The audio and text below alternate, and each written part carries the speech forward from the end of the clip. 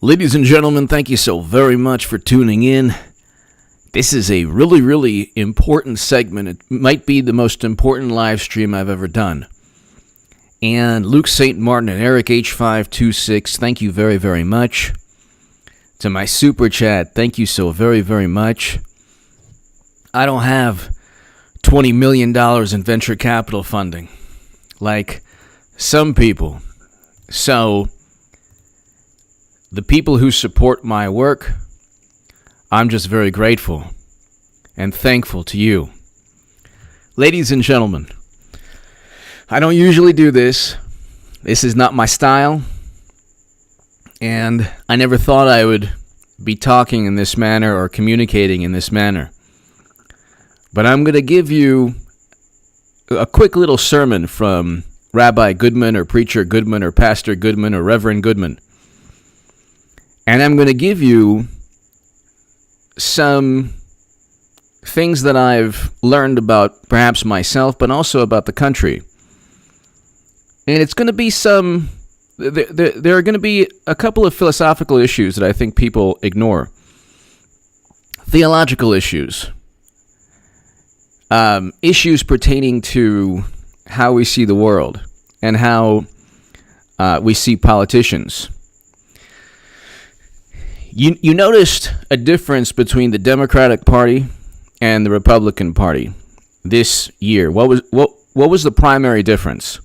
One of the main differences was a reluctance to even acknowledge God. That's always the case on the left. When I was on the left, I was agnostic and almost an atheist. I mean, I'm Jewish and I believed in God, but I was like, too cool and hip and knowledgeable and enlightened and logical and rational to believe that there was some kind of being watching over all of us. And I love Christopher Hitchens.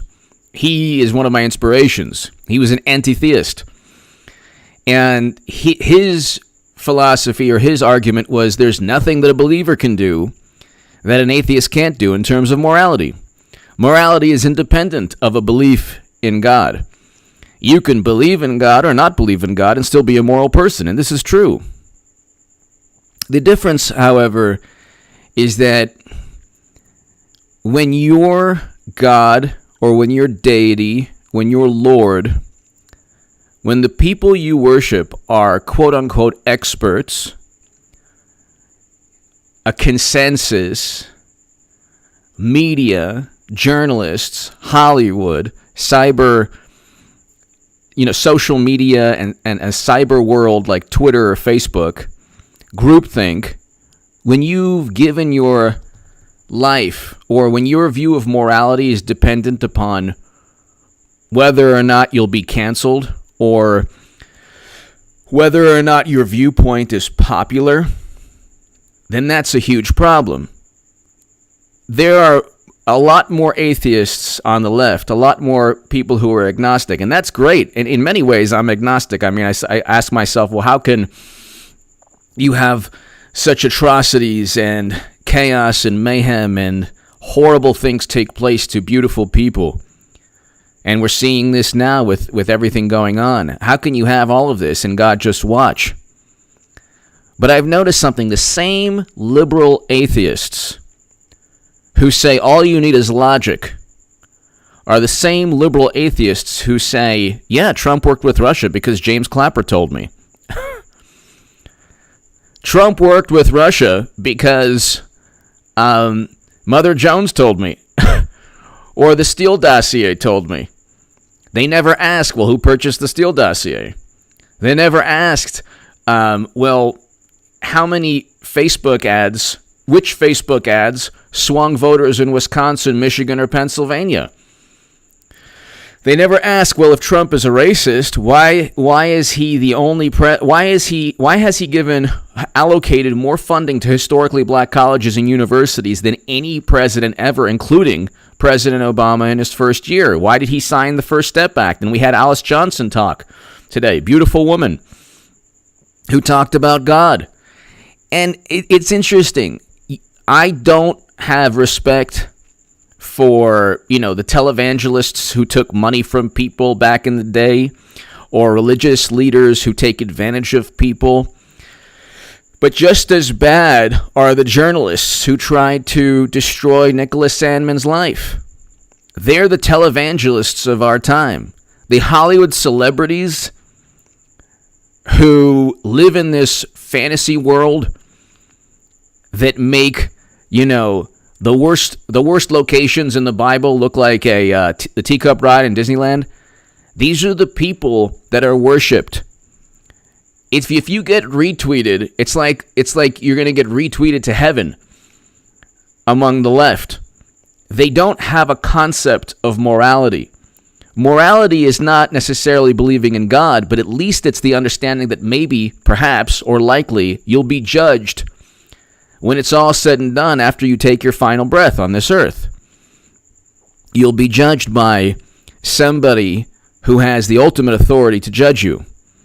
I don't care, and I don't give a what Jimmy Kimmel thinks of me or you or any Trump supporter. Okay, he's a human being who performed in blackface and got away with it.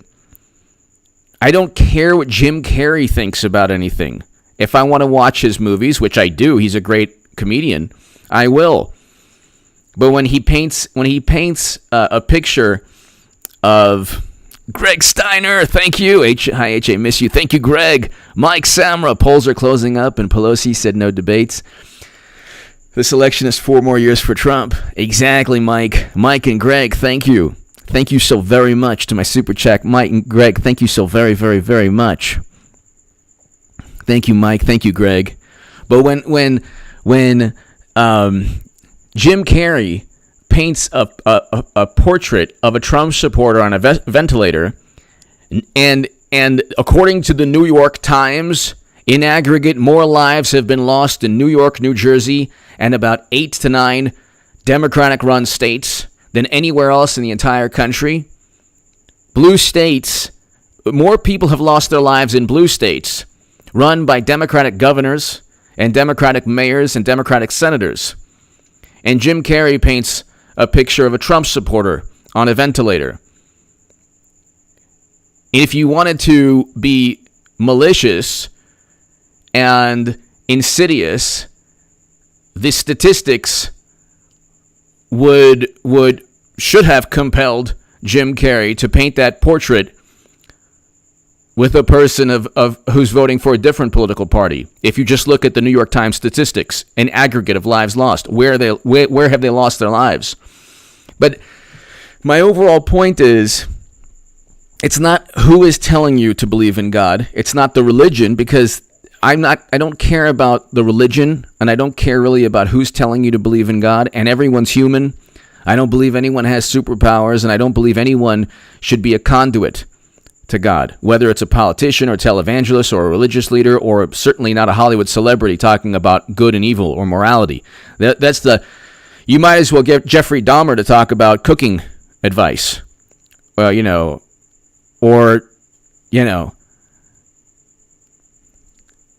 that type of person to talk about anger management.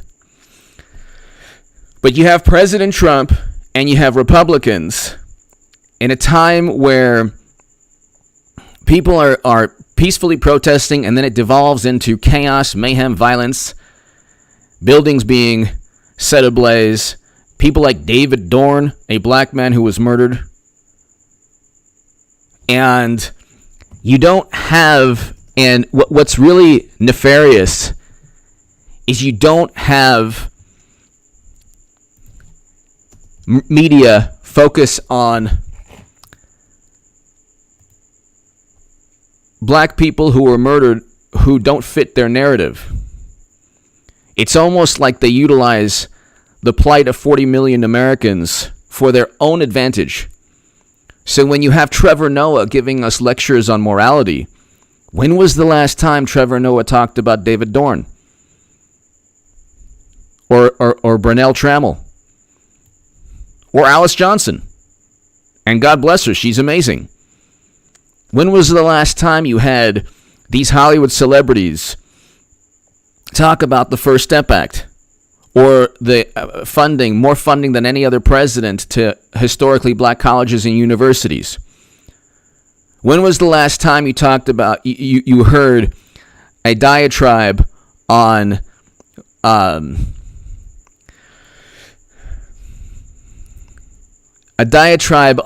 personality and compassion and empathy and President Obama's failed NATO intervention in Libya? Who has more character and integrity? President Obama, who led a failed NATO intervention and literally caused it to be a failed state? This is not a debate. I read the establishment. You can look at Brookings or Foreign Affairs or any foreign policy establishment publication or organization. They all blame President Obama for Libya. There's not one for a Council on Foreign Relations. They all say that the NATO intervention was an absolute failure and catastrophe. And if they don't blame President Obama directly, they say that his actions either inadvertently or directly caused it to become a failed state. Libya was not a failed state prior to Biden and Clinton and President Obama. It was not a failed state. You could travel to Libya and vacation there if you wanted to. Now, I don't see many Democrats vacationing to Libya or even protesting in Wisconsin or Minneapolis, Minnesota. Why? Where are the live streams? Greg Steiner. Has Jim Carrey lost his mind? Greg, I think it's more of the groupthink and this divide. They think they're on.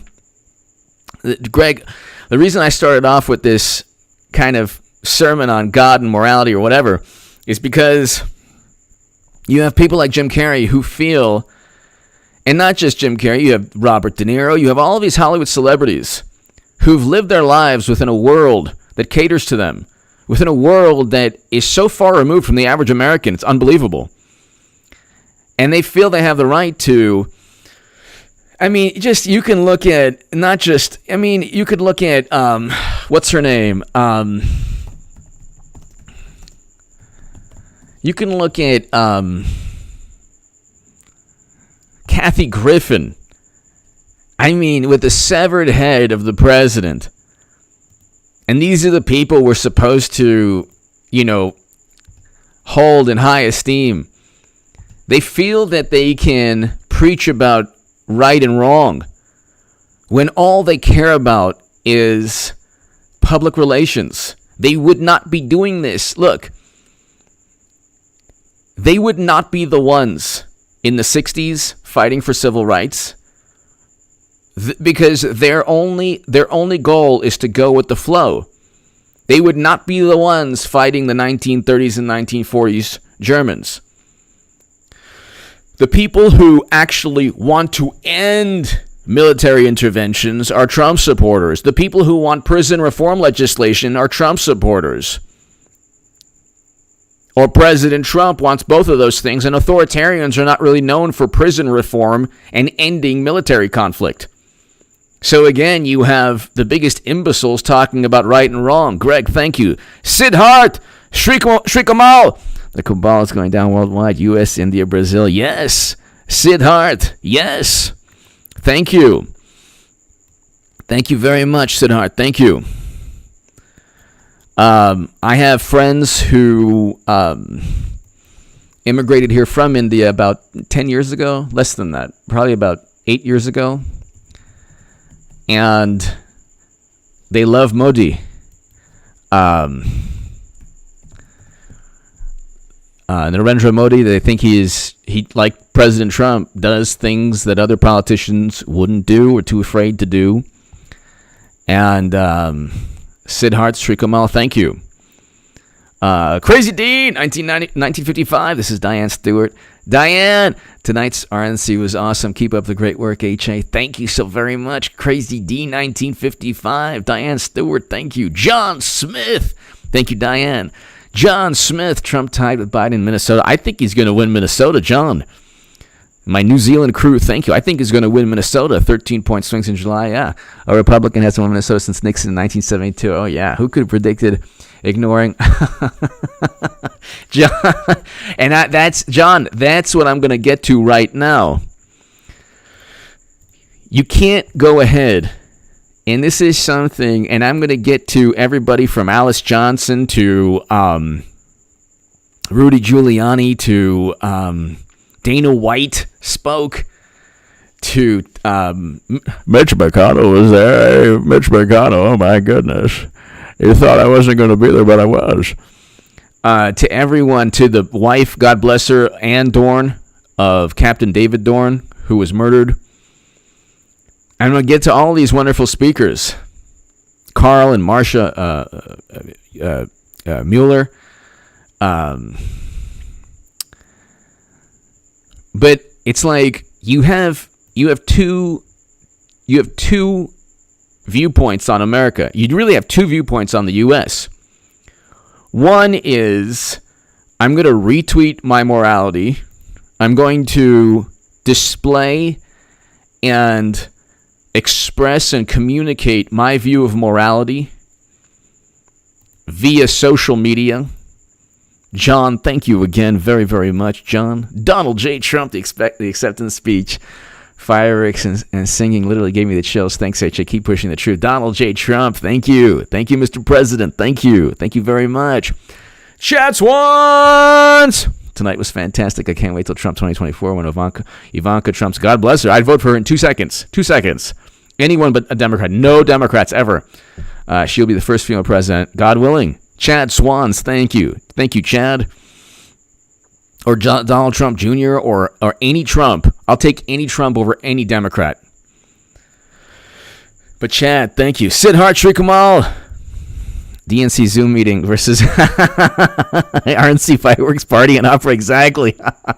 Sid Hart, exactly. But Chad and Donald and John and Sid Hart and everybody here, you have people on the left, their version of making America a better place is peaceful protest and then ignoring obvious violence, chaos, mayhem, and lives lost in the evening.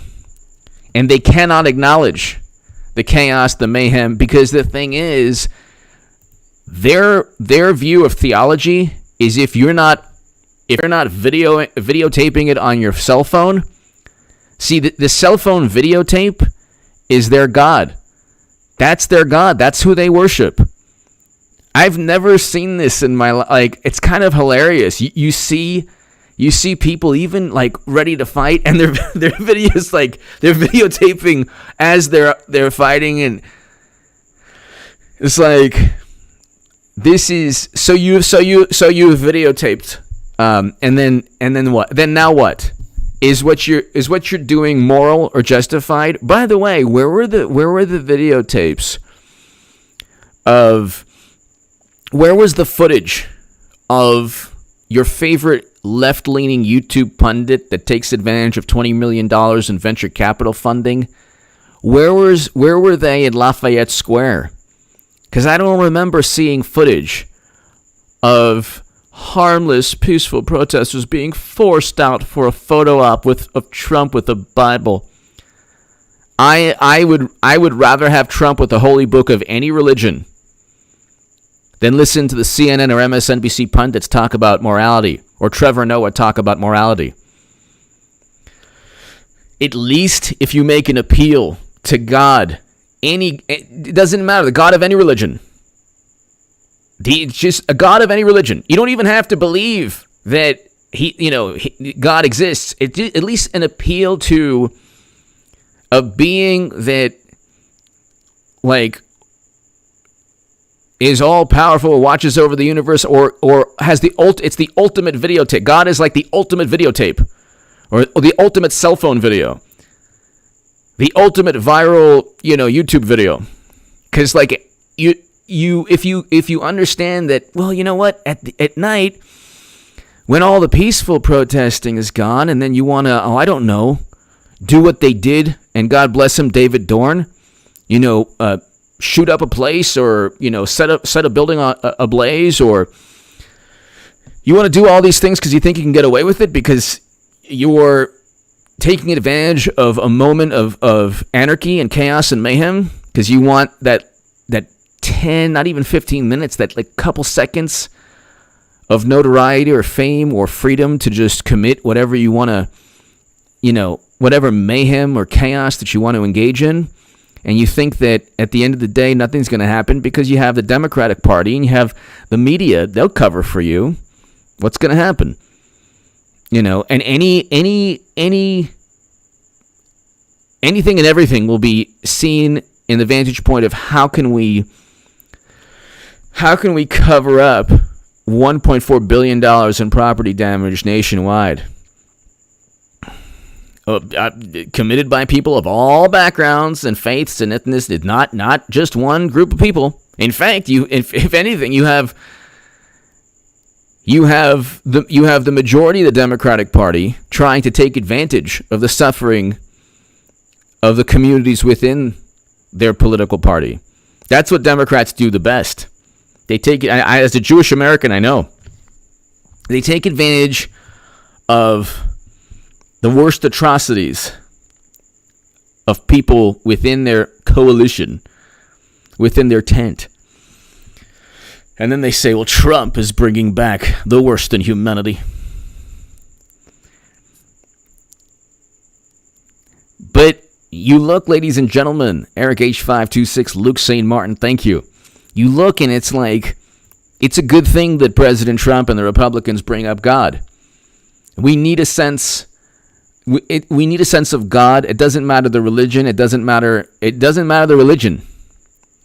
It doesn't matter if it's like just personal connection or whatever religious group you belong to. It's just, you need a sense of a being that is not social media. That is not social media. That's not CNN, MSNBC, Hollywood.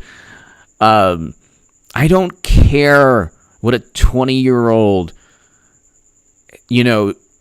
says, or 25-year-old says on Twitter or Facebook about how you shouldn't use a certain word because it's immoral, which is like a benign word in the dictionary.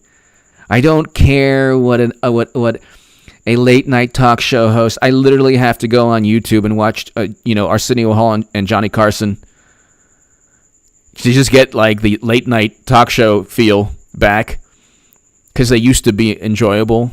I don't care what a Hollywood remake that nobody watches tries to inform society about. I don't care what Democrats and their horrible production value 1979 MTV video. There's something happening here. What it is ain't exactly clear. We have Trump over there trying to ruin your life. It's like, oh my God, this is so horrible. And the Democrats are like, how do we make it? Oh, how do we make it so the country really stinks? Really stinks like Bandini, but at the same time, make it so Trump is really bad, but really, really good. And, we have a couple of Pledge of Allegiances without God and couple with, we just have to pander to everybody. And you have Trump saying, you know what? God bless America. This is a great country. And it doesn't matter it doesn't matter what religion you are, but at least if you believe that somebody's going to judge you that isn't a human, like you can be judged by an actual jury. Okay, if you send pictures of your wee-wee, like Anthony Weiner, you're going to be judged. Okay, if you have a failed taxi business like Michael Cohen, you'll be judged by a jury or by judges, and you can go to the big house. But this is the only time in human history where the biggest imbeciles on social media actually feel that they can judge you. The Democratic Party, Hollywood, social media, the intelligence community is the last Greg Steiner, HM running for mayor of Los Angeles. Greg Steiner, God bless you. Do it. Do it. Why not? Do it. Do it. If you get it up and running, I'll promote your cause.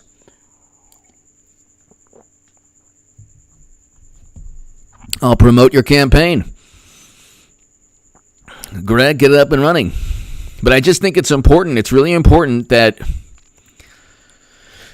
it's really important that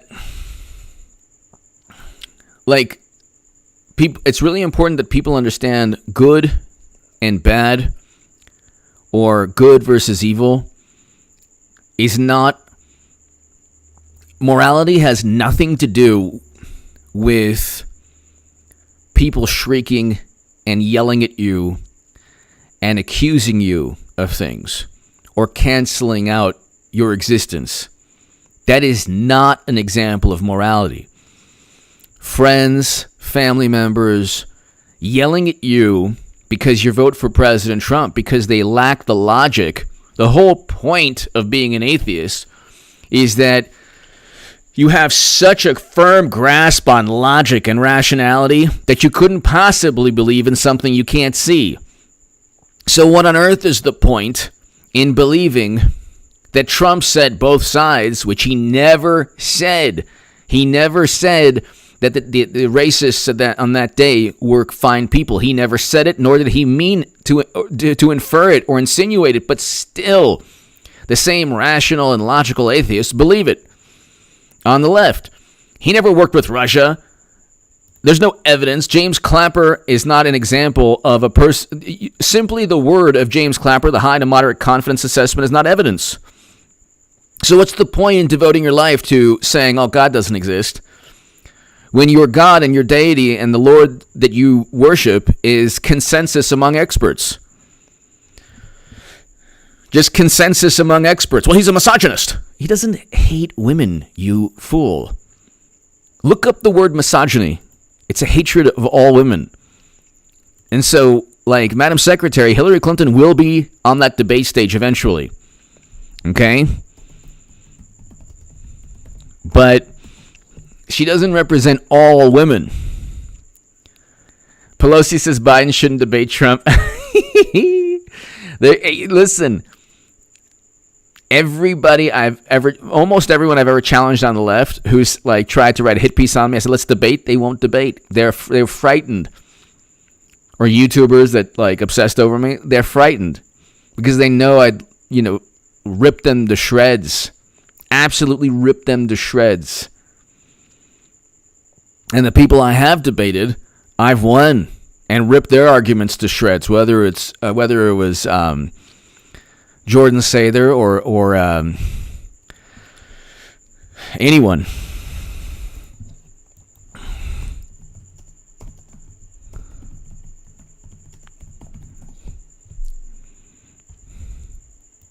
Richard Spencer I debated, ripped his arguments to shreds.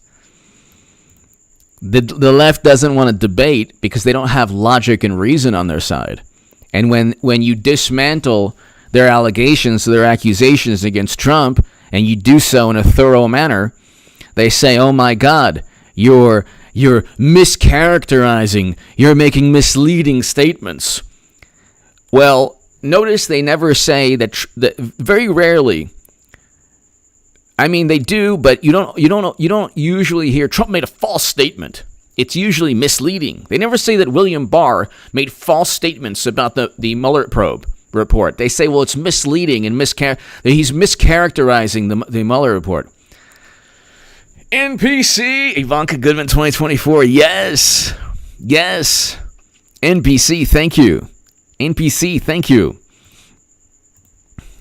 But when they say, and this goes back to the theological discussion that we're having now.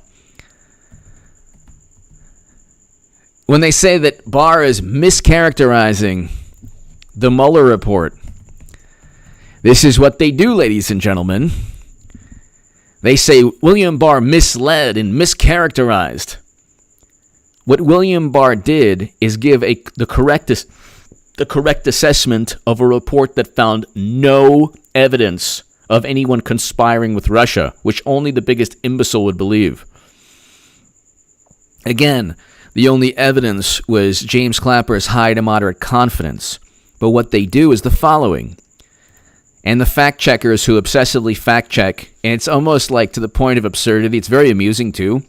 They're like, Trump didn't eat Rocky Road ice cream. It was just chocolate ice cream. There were no marshmallows in the ice cream. It couldn't have been Rocky Road. Fact check. 10 Pinocchios, 10 Pinocchios. But this is what they do. They're misleading and mischaracterizing by using the words misleading and mischaracterizing. The Mueller report did not find any evidence that Trump conspired or anyone around him conspired with Russia. Not one example of no one was indicted because there was no evidence. You couldn't say the evidence was insufficient. If the evidence was sufficient enough, there would be evidence. The evidence is insufficient because there was no evidence. And if you had even a modicum of evidence, they would have indicted. Anyway, what they do is the following. Mueller spends 2.5 years or 2 years, 30 plus indictments on process crimes, and we know that people like Kevin Kleinsmith are now pleading guilty. The whole thing's coming crashing down, which is why it ain't going to be Biden. It'll be Clinton at the end of the day. And I will have made the biggest political call of all time, or a good political call, with Trump going 8 years. But what they do is they say, well, he misled. But that's not the media's. It's not the media's role to give an opinion on Barr's statements. William Barr has every right, and he had every right, and is factually correct to say that President Trump is exonerated for not having worked with Russia, because he never did. Because the whole thing was an absurd fairy tale of Democrats that was purchased by Madam Secretary, his direct political rival. So it is a fact. It is a fact he didn't.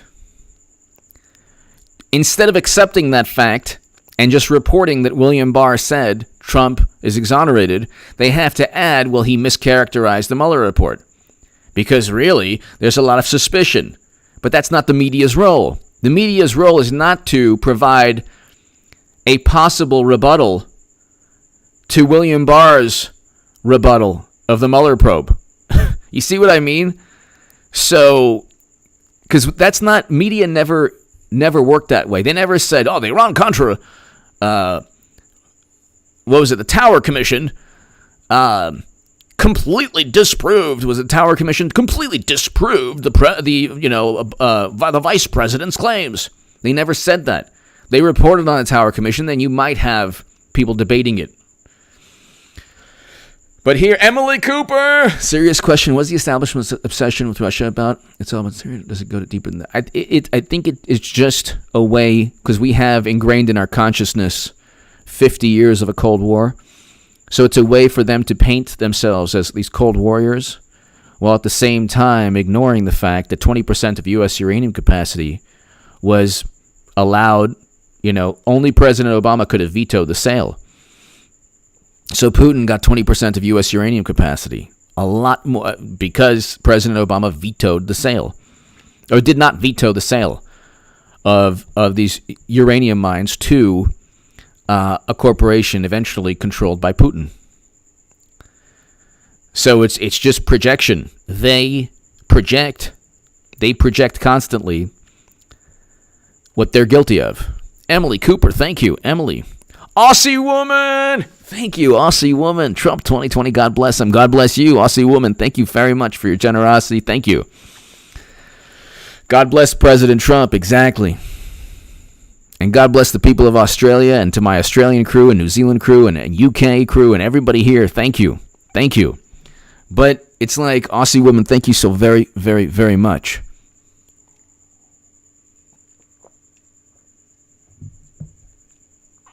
Miguel, hello.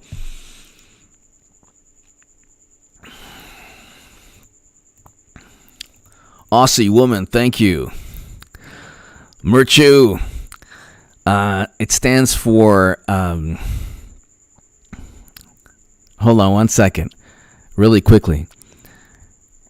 Aussie woman, thank you so very much. It stands for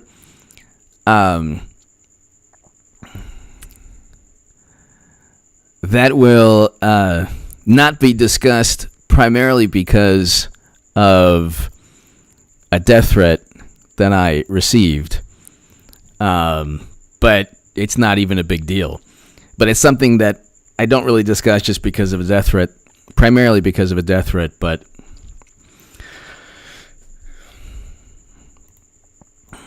Herbert, MR Chu, thank you. Gerald McInnes. Hey, HA, 4 years later, you remain as my voice for a reason or another American election. I appreciate that I have the option to hear you. Peace. Thank you, Gerald. Thank you, Gerald. Thank you so very, very much. Thank you. Thank you very, very, very much. Gerald, thank you. Merchu, thank you. Aussie woman, thank you. Yeah, I mean, when you receive a death threat, it's like you got to take precautions, and that's actually a precaution that I never knew was a viable precaution even before the death threat. It's actually interesting. But Gerald, thank you. Loud citizen. Trump warp speed. Biden whoops. Loud citizen. Thank you, Gerald. Thank you.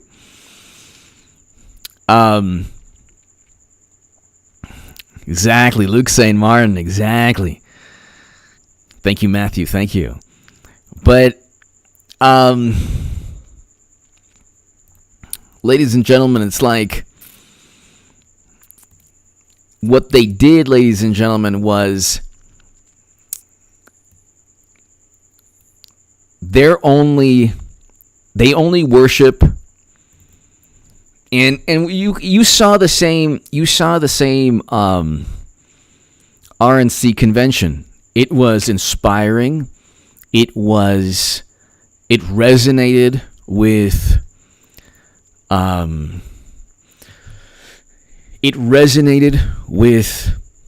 Trump supporters. It was full of themes that Democrats and media try to just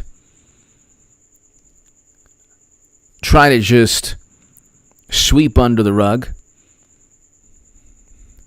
And it was a situation where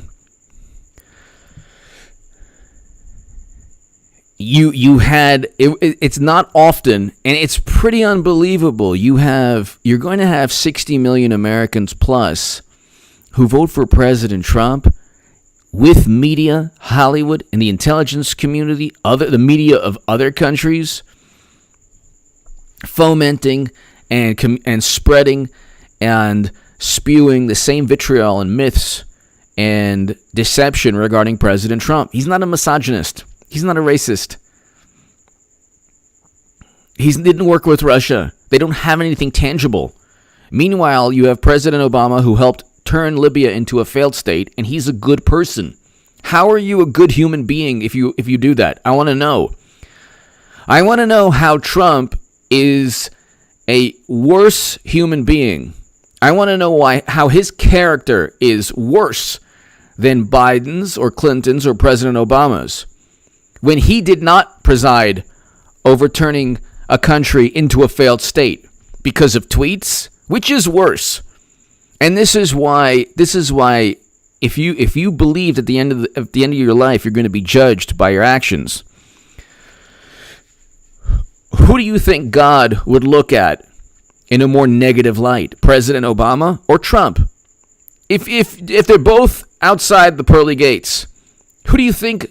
You think God's going to look at Biden voting alongside Bush, Cheney, and Rumsfeld, getting us into never-ending counterinsurgency conflicts that directly impacted the lives of American soldiers and people in the countries that we toppled and then tried to rebuild,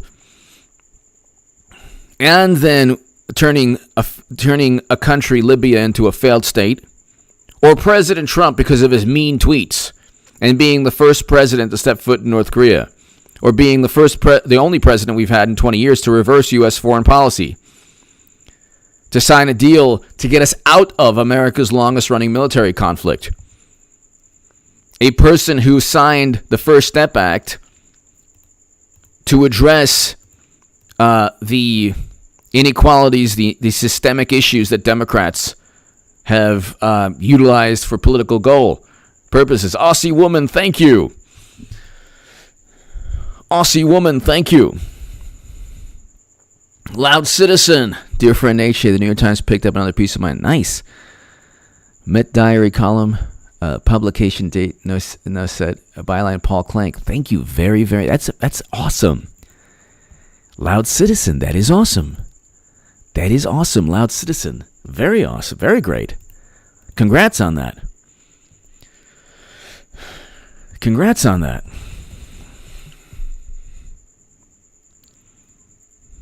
Nice.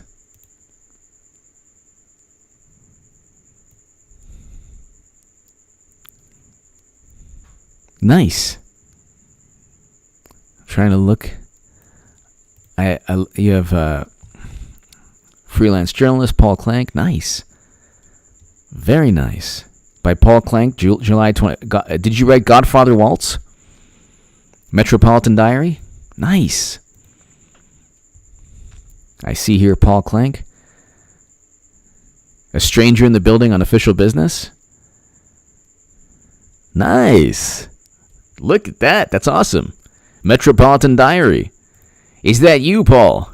Nice. We have a one better writer than I'll ever be. That's awesome. Paul Clank, thank you. Paul Clank, nice. I'm going to put this a little bit, nice. Look at that.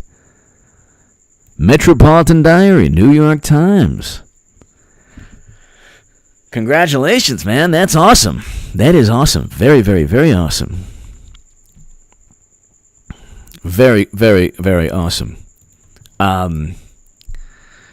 But you have a situation, ladies and gentlemen, where the left, Loud Citizen, that's awesome. That's the media friend. That's awesome. Loud Citizen, congratulations. And that is a testament to your talent as a writer.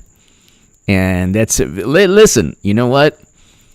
I talk a lot about the New York Times, but I would love to be published there, like anyone would, and because it's still a prestigious publication, even though the news the politics section is. But Metropolitan Diary, that you have to be a great writer to be published in that type of section. Loud Citizen, you're obviously a fantastic writer. Loud Citizen. Of course, I try to click on it, and they're like, oh, you know, I have to get a subscription. So, but I'm sure I'll be able to click on it. But Loud Citizen, congrats again. Well, ladies and gentlemen, you had everybody from Dana White to Alice Johnson to people, you know, expressing themselves. And General D, H.A. going off subject a bit, but Schiff is very quiet recently. I'm worried. Is he working his next crime? The ballot papers. Thoughts, please. General D, something's going on. I think that Madam Secretary, it will eventually be the nominee somehow. I'm telling you, November 3rd, when President Trump wins, something's going on to where they have the Southern District going after Trump now of New York, General D, so they're going after President Trump now, utilizing the Southern District as an extension of the Democratic Party of New York. A Southern District of New York. And it's like, I don't know. They can't really do much. I think they've run out of things to investigate. They've simply, General D, run out of things to investigate.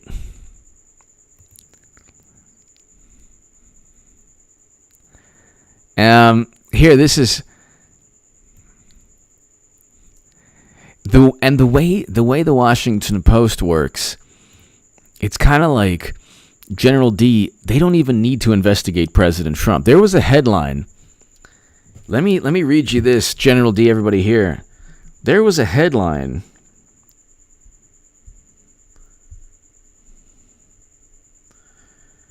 Let me read you this headline. It was the most absurd headline. And it was basically, Republicans are lying about Biden and hoping voters are ignorant enough. Hoping voters are ignorant enough to believe the lies. See, this is the type of thing that you get. This is the type of thing that... This is the type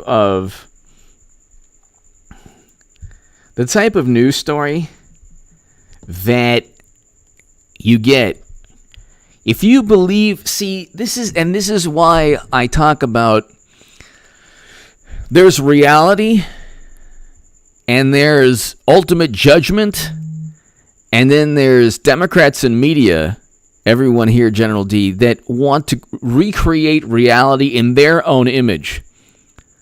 So the theological perspective is, well, human beings are made in God's image, and there's a certain type of divinity within, humanity. The way Democrats think is like, well, that's antiquated, and that's not logical or rational. But what's really rational and logical, what really makes sense is a consensus among experts that can decide who is worthy of being listened to and who's not worthy of being listened to. And, it's not true. It's not true that Biden, viewed Trump's travel restrictions as xenophobic. It's not true because, he didn't say so. This is interesting. Let's just look at a fact check. And the fact checkers are obsessive compulsive on misleading in their own way, on misleading people. So fact check Biden travel restrictions. So here's the Trump's misleading comments on Biden and the pandemic. So this is great, okay?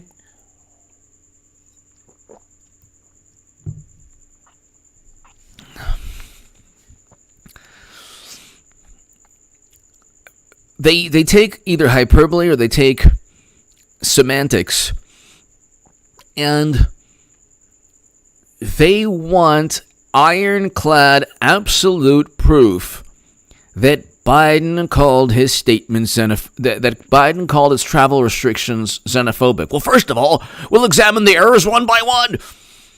Okay. It's not a travel ban. First, as he repeatedly does, the president incorrectly describes actions he took regarding travel from China where the pandemic was discovered. As we previously reported, it wasn't a travel ban. And then you click on, it was travel restrictions. It wasn't a ban. It's like, and then they go, for starters, health experts say Trump was wrong to refer the travel restrictions to a travel ban. Well, see, this is what they do. They obsess over semantics, and they don't do the same thing. When Clinton calls Tulsi Gabbard a Russian operative, it's totally without any evidence and completely devoid of any reality or rational thought. But they don't obsessively fact check that. But here they have sliced and diced it to the point where it's not even a travel ban. It was restrictions. How can you have a ban when it's just restrictions? So obviously, they're moving further and further away from the actual point. Travel ban or restrictions doesn't matter. Trump took actions to either restrict or ban certain types of travel. What does it matter how he described the actions taken? It's completely irrelevant. This is why factcheck.org is like, they're so hilarious when it comes to Trump. First, the experts didn't call it a travel ban. Okay, then Biden supported travel restrictions. Trump charged without evidence or elaboration that if he had listened to Biden. Okay, we asked White House was referring to. No, it seemed like the president. So, as we have written, Biden literally goes, a wall will not stop the pandemic. Banning all travel from Europe or any other part of the world will not stop it. So he's obviously against the travel restrictions, ban, whatever. He literally tweeted he was against it. This disease could impact every nation and person on the planet. We need to combat it. Typical Democratic response. Trump is a xenophobe. With Biden or Democrats, they never look at the obvious subtext. There was no subtext with Trump saying both sides. He was talking about conservatives who wanted to keep statues up. He wasn't talking about the racists who were holding tiki torches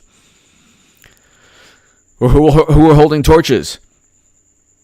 They added the subtext and believed only the subtext. They did the same thing with the Access Hollywood tape. He admitted to assault. He bragged about assault. It's like, no, he was talking in a very bizarre way about willing participants, number one, and he was almost certainly lying or like joking about it or exaggerating whatever it is he was saying, because it was like a locker room talk joke. I've never heard anything like that, but it was a joke. Meanwhile, Biden is literally accused of actually that happening, and they don't believe the accuser. So they're the biggest hypocrites on the planet. But here you have Biden, who literally pushed back. Elias A., the fireworks were awesome, and so were the ones at the end of the night. Yes, Elias, thank you. Elias, thank you. Elias A., thank you so very, very much. Elias A., thank you. But so Biden called Trump xenophobic. Trump is right that Biden called him xenophobic, but Biden didn't make clear what he said, why he said that. I mean, I swear to God, they give Biden or Democrats in general every single possible benefit of the doubt, every nuance, every possible context that Trump was overlooking. And they completely distort. You want to talk about misleading? Biden obviously was trying to paint Trump as a xenophobe. As we have written, on the day of Trump, Biden said a campaign event in Iowa unfolds that Americans, we need to have a president they can trust. What he says, he's not going to is going to act rationally about it. There is no time for Donald Trump's record of hysteria and xenophobia. Literally, the day that Trump announced the restrictions. This is no time for Donald Trump's record hysteria and xenophobia, hysterical xenophobia and fear-mongering to lead the way instead of science. Which is another thing. Science doesn't speak to politicians. Science is up for debate when it comes to political decisions. So Democrats say, well, science told us. Like, no, science didn't tell you anything. You could have found some way to keep... You could have California and New York is shut down now, and then they complain about. And that's another thing they do. They complain about food lines, and then they shut down the states. Like, well, but cases are going up. Yeah, but we're doing. Even Jonathan Swan admitted we're doing better than a great many other countries in terms of people who survived the pandemic. It's not when Jonathan Swan. He's like, oh, we're talking about percentage of population. Sorry, well, other countries don't have Bill de Blasio. What do you want? Other countries don't have Democrats running their states into the ground in terms of unemployment and the pandemic. Most of the lives lost are in Democratic-run states. This is a fact by the New York Times, backed up by New York Times statistics. And a horrific number of people have lost their lives. Almost 40,000 Americans in 2 states, New York and New Jersey. God bless the people in New York and New Jersey. Only the best people in New York and New Jersey. Purely run by Democrats. 2 Democratic machines. And you have almost 40,000 Americans who've lost their lives. You have 170,000 Americans who've lost their lives, 40,000 in 2 states run by Democrats. And if you add 8 other states, 7 to 8 other states, we have 50 states, people. Democrats don't realize we have 50 states. And the states that have the least amount of lives lost are Republican states, red states. And the lowest unemployment are red states. This is a fact by the Bureau of Labor Statistics. You can't look at aggregate numbers.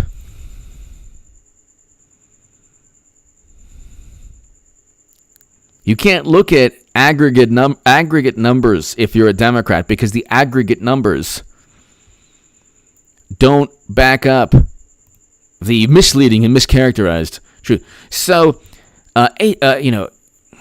Trump was also incorrect when he says when it comes to travel restrictions, I was a crowd of one. He was a health and human resources backed him, so he wasn't a crowd of one. It's like they obsess. Why don't you go and read President Obama's Libya address. You can eviscerate that, and the whole thing was full of lies, full of hyperbole.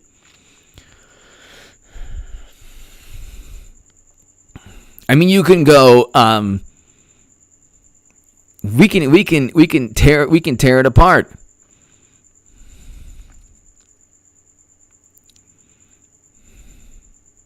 To protect the Libyan people from immediate danger? Well, this is wrong. In fact, President Obama's NATO intervention turned it into a failed state. He didn't protect people. We can go on forever. As the bulk of our military effort ratchets down, what we can do and will do is support the aspirations of the Libyan people. No, you didn't. You called it your biggest mistake. Lie. Another lie. Another President Obama lie. We have intervened to stop a massacre. No, you intervened and you caused more massacres. This is horrible. You want to go ahead and get twice as many lies? Go and eviscerate everything President Obama said. Start with the remarks by the president in address to the nation on Libya. And every line, obsessively fact check and see how many more than 20,000 lies that you get. You get 40,000, 50,000 lies if you go and you did the same thing to President Obama and Clinton and Biden that you did to Trump.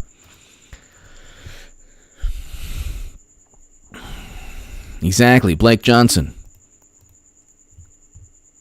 They don't, and they truly believe, and I say there's a bit of hyperbole in this, but they believe that they could take the place of God through mocking and denigrating and insulting and forcing people through groupthink and canceling them out. Who can cancel you out?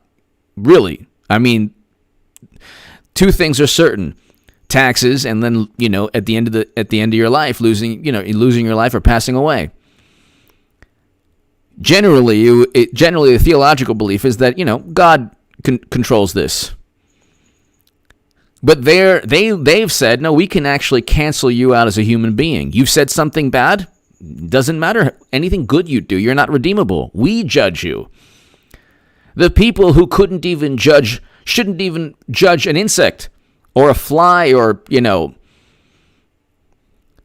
a piece of rotten fruit, they wouldn't have the capacity or the authority, or shouldn't have the authority to judge anyone, are now the ultimate judgment of character, morality,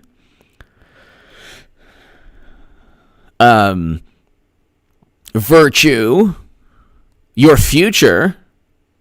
And they tried to erase Nicholas Sandmann, a teenager, and he fought back. Like, I know this because they tried to silence me. This is a tiny, I'm like a tiny microcosm. They tried to silence me, and my voice only grew exponentially because I didn't care.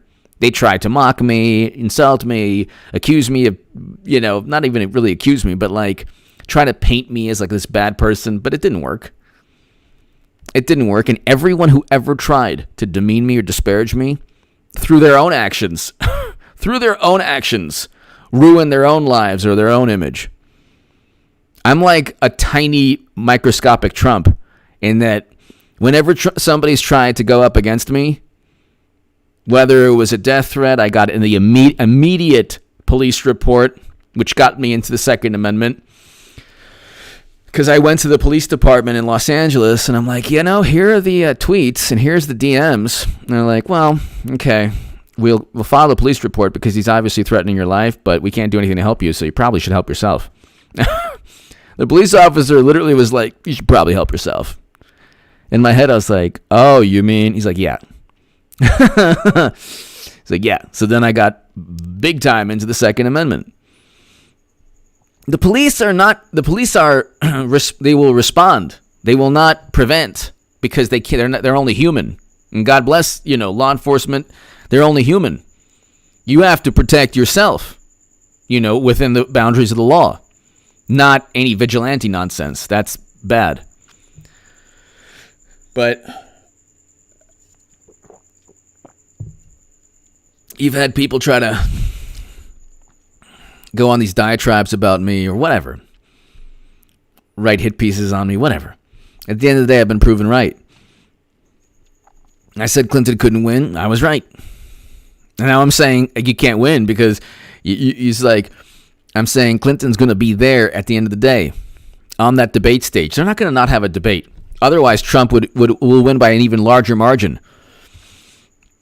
Hidden for time. Hello. Love Tim Pool. Watch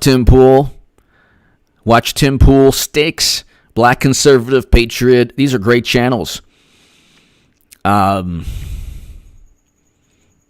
Bucolic Buffalo. I am your voice. Exactly. And he is Bucolic Buffalo. He is representing. I went from somebody that I thought would end military conflict, who is literally against President Trump ending our involvement in Afghanistan. He's like, Bernie Sanders was like, Bucolic Buffalo. Bernie Sanders was like, it has to be an orderly withdrawal. It has to be an orderly withdrawal. You understand? It has to be an orderly withdrawal. I mean, I don't know if I completely respect what Trump is doing, bringing home Americans and all that mishigas. Trump fights, Bucolic Buffalo. Trump fights. He represents. Bernie does not represent. Oh, you are denigrating my supporters? Let me help you. You took $200 million from my supporters? Debbie Wasserman Schultz was forced to resign? You say one word. You say one word about Debbie Wasserman. You say one word about Debbie Wasserman. You'll have me to contend with. Put up your dukes. Nobody has ever treated me with more love and respect and admiration. And the warmth of her touch has been like a godsend to me. Like the God I don't believe in. Like the God that doesn't even exist. Because obviously everybody knows there is no God. Or at least that's what the Democrats tried to paint me as. Because they're Southern Baptist peeps, according to one of the DNC spokespeople, would not vote for me if they painted me as an atheist. But again, that was Putin who wrote those words. Putin. The rootin' tootin' Putin. You don't say one word about Debbie Wasserman. Nobody loves her more than me.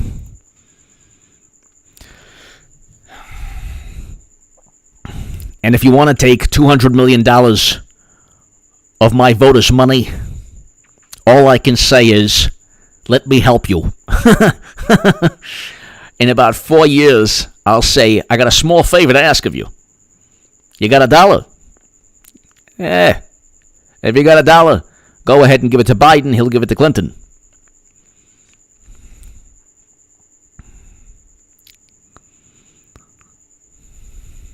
And now I'm doing what I think Bernie, not what I think. But Trump fights. Like this orthodoxy with semantics and words and what you can say and what you can't say, what you could think and not think, how you can view U.S. history, how you shouldn't view U.S. history. Who are these people to legislate or to judge or condemn when their house is not only made of glass, it's the most brittle, fractured glass that you could ever hold together. They throw stones and they have the most brittle glass houses. They're the biggest hypocrites on the planet. They're the most disingenuous, duplicitous people. You can't even find less empathy. We are the only country in the world where the left is okay with military interventions. The left in the United States is more focused on what you say on social media than bringing home American soldiers. That's another issue also. They use the word empire. American empire. It's like, well, don't you want to bring home American soldiers? No, we want to slash the budget. But don't you want to bring home American soldiers to their families, to their sons and their daughters and their husbands and their wives and their mothers and their fathers? No, we want to focus on, all the hurt that we've done and our foreign policy has done to others. Well, that's true. I agree with you on that. Inadvertently, because of Biden and Cheney and other people, Clinton and Bush and Rumsfeld, all the wonderful people who are against Trump. And don't you find it interesting that Lincoln Project and Biden are voting, and Bernie are voting for the same people? But don't you want to focus on American soldiers and bringing them home? No, we just want to use words like empire and slash and phrases like slash the budget. But if you want to keep them there, we're not even going to talk about American soldiers because it's too jingoistic. It's like, God, you've never seen more irrational people, bigger hypocrites in your life. Their foreign policy is just focusing on one state in the Middle East. One country. One country. One. Happens to be the only Jewish state, but one country. And that's it. And Facebook ads. That's it. That's their foreign policy.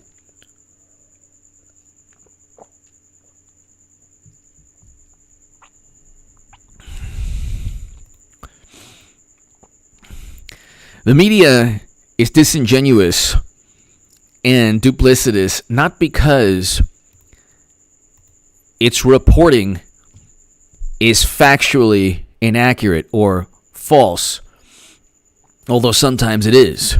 The media is disingenuous and duplicitous and hypocritical,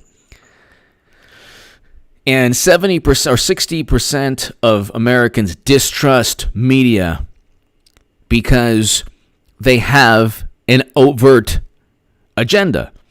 And that's not even, they're not even hiding it now. You look at the headlines. If people are ignorant enough to believe Trump, I mean, my God, Trump this, Trump that, Trump this, Trump that.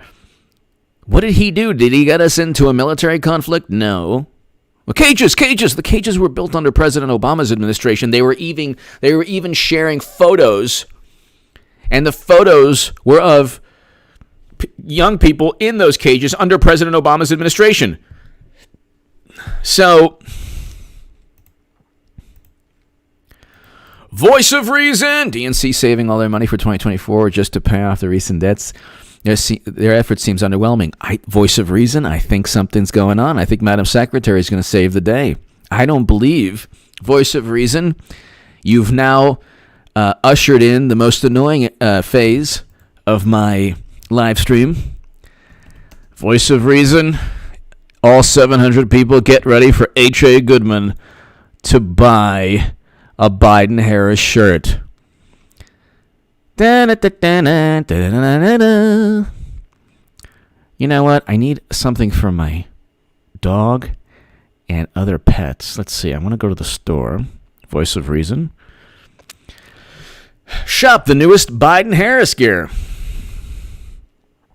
I want a Biden-Harris 2020. Biden for president. Oh, that's funny. There's nothing here. I can't get one shirt Biden for president. Not one shirt. I wonder why. Biden for president in 2020. Biden 2020. Can't get anything. Not even on his own. That's bizarre. It's really weird. It's really bizarre. I wonder why. I can get a Battle for the Soul of the Nation shirt. It's, again, the political party that can't even mention God. They can mention God. Fact check. No, the political party that tries to play this game where where God is not really logical, it's not really rational. I know people who are like, oh, I'm an atheist because it's rational. What do you think of Trump? Misogynist. Worked with Russia. Based on what? How is he a misogynist? I want to know this. Well, he did this, and that. That's Biden did worse. No, he didn't. Not in aggregate numbers. So you're going to focus on aggregate numbers of lives lost? And which states have the most? You're confusing me. Not one thing I want about Biden-Harris. I want digital downloads. Can I get a digital download? Not one. Oh, okay. There is one here. There is one here.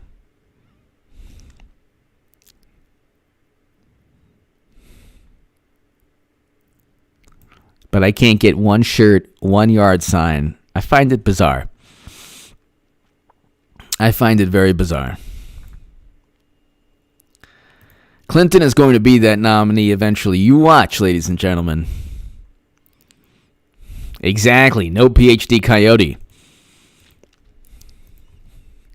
It's like, okay, we have a country, we're the third most populous country in the world.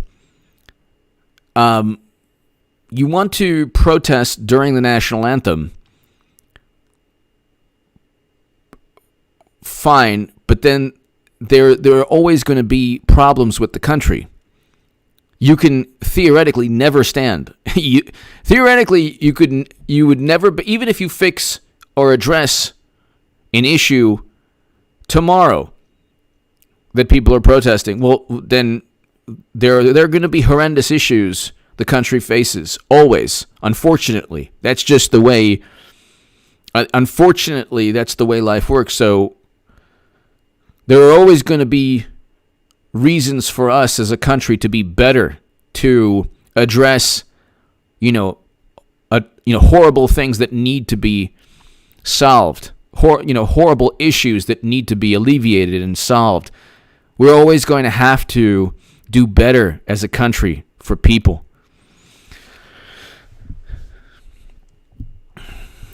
That's a whole other story. The great Jim Brown. I agree with the great Jim Brown when it comes to that issue. And initially I was like, this is a great thing that he did. But then I'm like, okay, you got to deal with Nike, and then so that's a whole other story. And then Democrats, I don't see why don't they kneel during the national anthem? They can kneel during the where are the politicians kneeling during the I want to see them. Because you let other people take the heat for it, and then you benefit politically, but you don't kneel during the national anthem? I'm not going to, because I don't think it's right.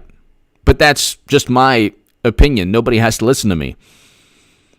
But Democrats seem to agree. Why don't you have Democratic politicians kneeling during the national anthem? Because they're hypocrites.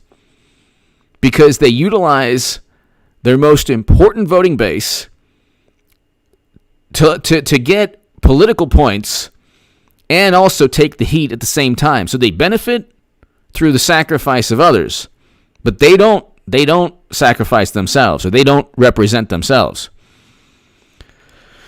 Same with the protests. I don't see any Democrats or, left-leaning YouTubers in all of these places where there's chaos and mayhem. Why aren't they there? You have one group of people that got, millions upon millions, and they were going to hire journalists. And where are the on-the-ground journalists? Where are they? Oh, that's right. They're nowhere to be found because they don't want to get caught up and swept up in the mayhem. But you better believe if there's some altercation between an older person and a younger person, and the older person, God bless him or her, is a bit stodgy and, doesn't really mean to isn't really trying to say anything hate-filled, but oh my God, these are the same organizations that have to deal with racial discrimination lawsuits, but then they play the videotape, and they touch themselves in ecstasy saying, oh, look, an example of racism. Oh my God, I feel so much better about myself. Speaking in roundabout terms, but I'm sure that at least some people know what I'm talking about. The left is like every day on the left, every single day, the spiritual enlightenment of people on the left revolves solely around feeling morally and intellectually superior to Trump supporters, while at the same time being so ignorant and foolish and like oblivious to the fact that it's been Democrats who have helped create the systemic injustices and have taken advantage of the racism that they claim to oppose. The crime bill is not Trump's fault. So, you want to talk about the Central Park Five? That was Democrats only that did that to those people, to those five men. Joshua, thank you.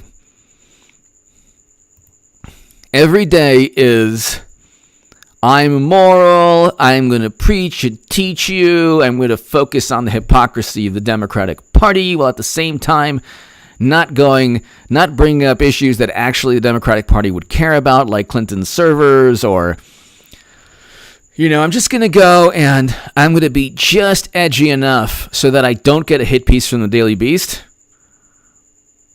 but bold enough to seem like I really don't like the Democrats, while at the same time giving off the impression that ultimately I oppose Trumpy. That's it. Their lives are dependent, like, they don't really have, like, social media is an obsession and an addiction. And it's like this, that's church, or, that's a place of worship for Democrats. Social media is a place of worship for Democrats. They find spiritual enlightenment on social media. If they can get retweeted, it's like, it's like getting a bar mitzvah, or, that's like the best thing for them. Oh my God, I get retweeted. Oh my God, it's so fantastic. Or if they can be like, funny how, like, this and that, and can you imagine? And then, the Democrats, just to let you know, Medicare for all could help save lives. 5,000 retweets. You think Pelosi cares about your retweets? She doesn't. But it's a way to feel like you're changing the world for the better, instead of actually changing the world for the better. It's a way for you to feel good about yourself and moral on the left. And then, of course, there's always somebody who's further left than you who views you as the stodgy centrist. So it's never enough. Like, you could be like an I'm with her person, and then the Bernie person says, oh, what? And then a Bernie person, then the Rose icon socialist says, what? And then the Rose icon, then you have a further left than that, and then they're like, oh, you're just a centrist. Everybody turns out to be a centrist until you get, like, the most hardcore anarchist, and then the rest of the left is like, well, that's just an extreme. It doesn't really represent us. It's like,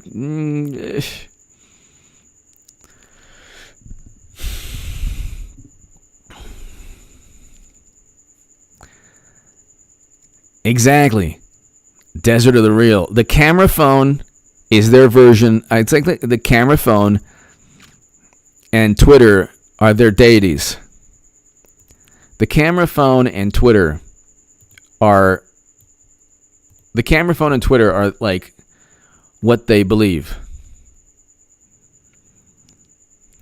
Because then they can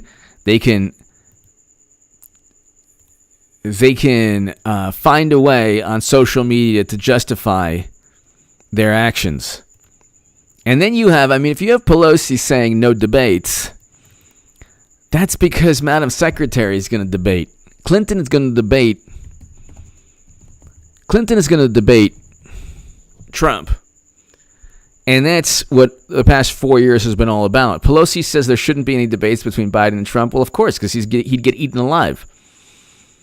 Of course, he'd get eaten alive. I mean, give me a break.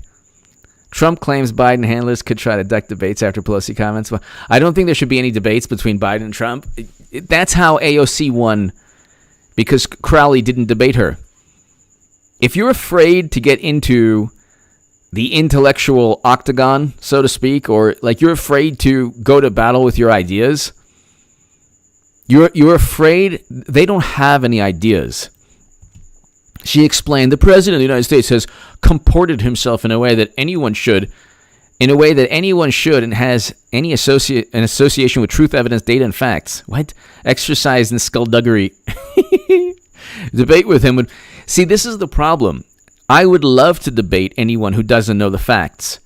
And I would eat them up and chew and spit them out, and chew them up and spit them out, and rip them apart if they tried any deception during a debate, which I've done before.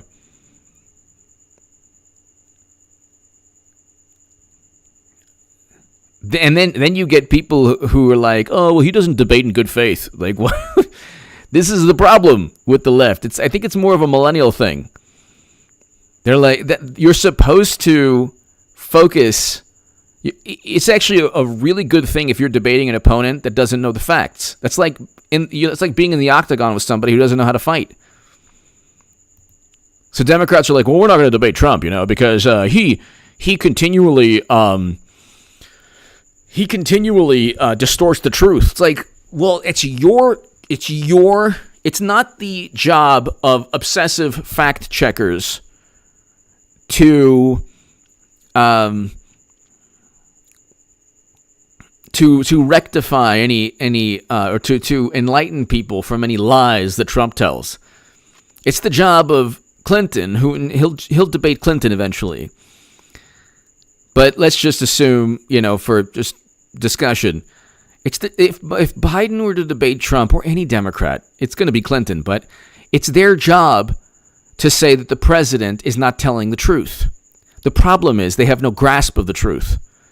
So the president could engage in just a tiny bit of hyperbole, and like they'll become apoplectic and hysterical, or they just won't be able to call the president out on that point because they lack any grasp of what they consider the truth.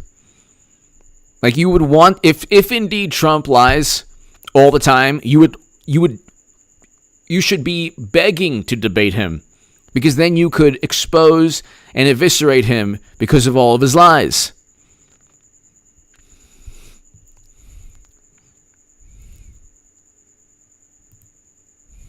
Oh my God.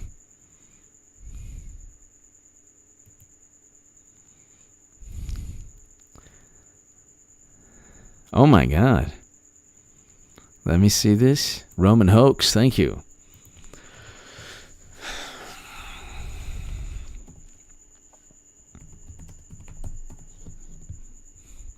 Just got attacked by an angry mob of over 100 people 1 block away from the White House. Wow. Oh my God. See, again, they have zero concept. This only helps President Trump. Oh my God. Just got attacked by an angry mob of over 100 people. Wow. God bless Rand Paul and his wife. And oh my God. They think that this is politics. We're going to show everyone how angry we are. It's like, no, you're not going to. You're only going to give Trump more support. This is the problem with the left or Democrats. They have no concept. Like, they're going to lose swing states by an even greater margin than 2016 because they've attacked Rand Paul, and there was $1.4 billion in property damage because of these things. They don't get it. Like, you're not really. This is not politics. You're not engaging in politics by trying to intimidate people. It doesn't work. Like, conservatives don't think. Like, Trump supporters don't think like Democrats. Democrats are very much influenced by like groupthink and that kind of mentality. Samuel Stafford!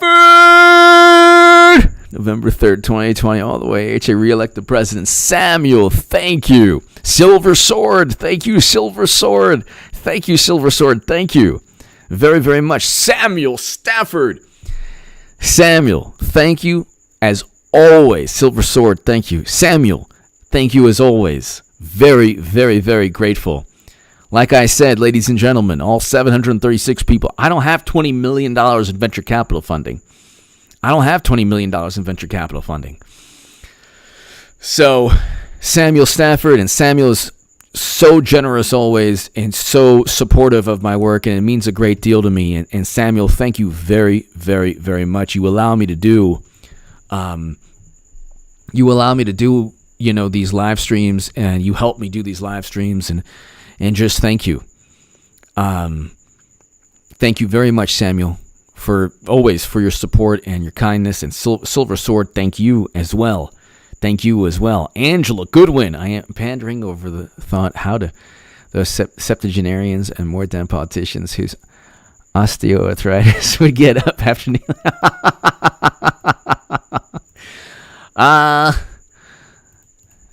You can always get somebody to help them.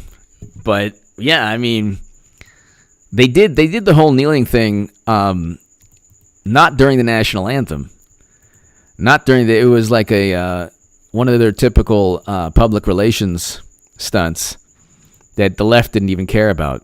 The funny thing is that the left never even cares about like the public relations. The left despises the Democratic Party, and yet doesn't ever leave. It's like a dysfunctional boyfriend and girlfriend. They don't leave each other. They just continue to argue all the time. But Samuel Stafford, thank you very, very much. As always, Samuel. As always, greatly, greatly, greatly appreciated. Thank you. Silver Sword, thank you. Angela Goodwin, thank you. Anonymous Economist! Anonymous Economist, thank you for your perspective, HA. Thank you. Anonymous Economist, one of the great names on this channel. Anonymous Economist, thank you. Thank you very much, Anonymous Economist. Thank you. Anonymous Economist, Angela, Samuel Stafford, Silver Sword, Samuel, Anonymous, everyone here, please be here November 2nd, 3rd, and 4th. Because I'm going to tell you something. There's no way Democrats can win other than, I don't know, suddenly an influx of gosh, it's funny how that works. Just an influx of votes that come in last second. Notice how they were so giddy and happy that the election might take longer than expected to be called. Like, see, it's so fantastic. It's like, why are you so happy? What are you expecting? Webby! To my Australian crew, Webby, thank you. Webby, I hope all is well. Hope Jimbo and Aussie J and everybody are doing great. Webby, thank you. Webby, thank you very, very much. Love the avatar. Webby, thank you. Anonymous, thank you. Samuel, you are so kind and so generous always, and I just want to thank you very, very, very much. Be here, everybody, November 2nd, 3rd, and 4th, because November 2nd is going to be the night before the big game. And Trump did what he had to do. He ran, the stadium stairs and laps, and he did what he had to do. He ate right. He did what he had to do. Democrats didn't do what they had to do. You can't cram 4 years of, hey, this is why you should vote for us into 2 months. It doesn't work that way. It doesn't work that way. It doesn't work that way. You can't suddenly be nice to somebody after like 2 weeks and then spend 2 years not being good to the person and say, hey, you want to marry me? Doesn't work that way. Democrats are like, please, please, please.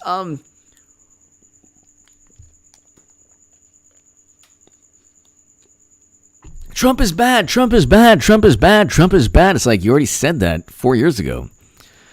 Webby, Anonymous, Samuel, Silver, they already said that. Big Booty, hello. New Zealand, Australia, awesome.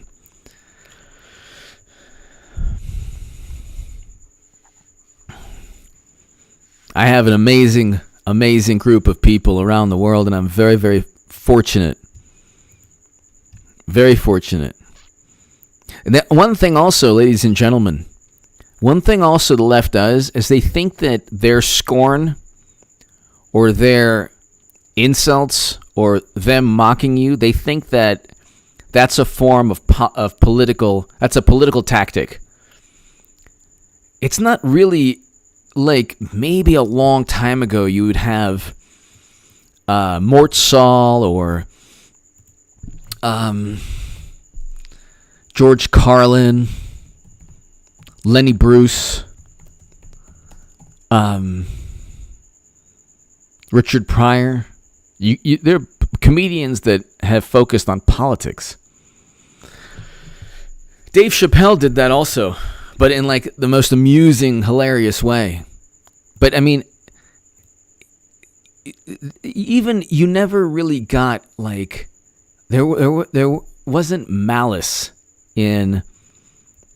You'd have people like opposing Nixon, but it wasn't just based on malice. It was based on, oh, okay, well, these are policies I oppose. How many times do you hear an actor, a celebrity, or comedian oppose a specific policy? Very rarely. They oppose Trump's behavior, his alleged wrongdoing with Russia, his character, his hypocrisy. But they don't oppose specific policies. And sometimes they do. But Trump, like, the worst mistake that President Trump has made in his administration is the cages pertaining to how they were utilized. And he then signed an executive order soon after the outrage. He reversed course on that, which was good that he did that. But they're still talking about it as if, and worse took place. Worse took place under President Obama. Worse. There was a New York Magazine article about a Senate report that talked about even worse things taking place. Red Fox. Love Red Fox. I love Red Fox.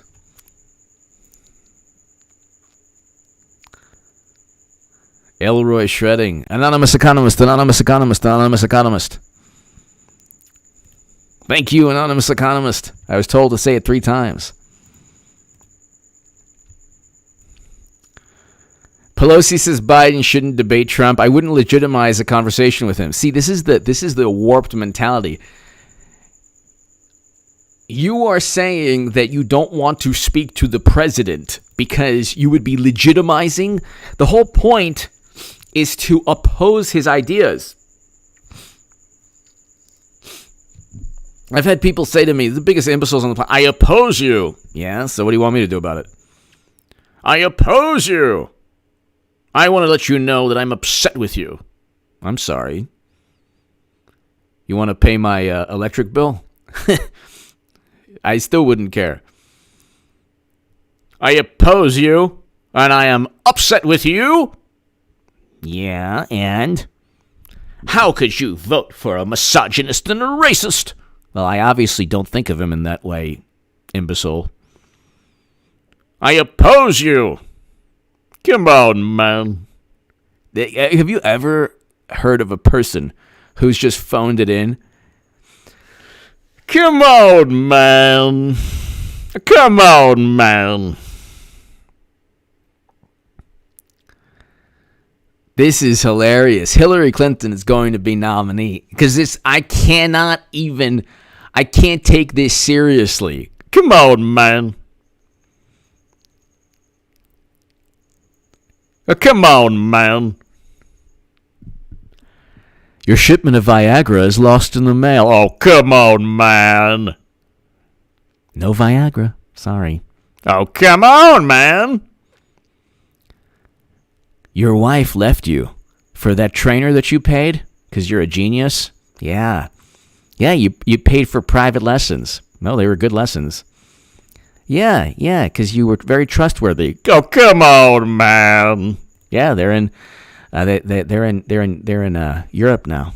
Yeah. Yeah, you paid for those lessons, and she left you with the trainer. Yeah. Oh, come on, man. Forget about that. That lottery ticket, you lost it in the cleaners. You're never getting it back. It's $50 million. Oh, come on, man. Come on, man. The lottery ticket. Come on, man. I wish Brigado was there.